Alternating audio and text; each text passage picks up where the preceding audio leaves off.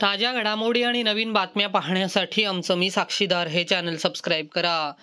खारघर शहरातील सेंट्रल पार्कमध्ये कोल्ह्यांचा वावर दिसून येत आहे. सेंट्रल पार्क कंपाऊंड जवळ रात्री 1 वाजण्याच्या दरम्यान श्वानप्रेमींनी श्वानांसाठी टाकलेल्या जेवणावर कोल्ह्यांनी डल्ला मारला. खारघरच्या आसपास पाणथळ आणि कांदळवन क्षेत्र असल्याने येथे कोल्ह्यांचा अधिवास आहे.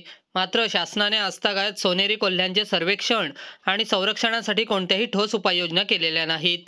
कांदळवन हा कोल्ह्यांसाठी सुरक्षित अधिवास आहे. आजही नवी मुंबईतील कांदळवन परिसरात सोनेरी कोल्हा आढळतो.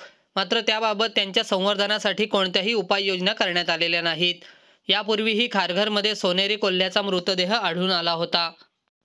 नैसर्गिक अधिवास नष्ट होत असल्याने वारंवार नागरी वस्तीमध्ये वन्यजीव दिसण्याच्या घटना घडत आहेत. भक्ष्याच्या शोधात असलेले कोल्हे खाडी किनारा आणि सेंट्रल पार्क लगत असलेले रस्ते आणि पदपथावर निदर्शनास येत आहेत.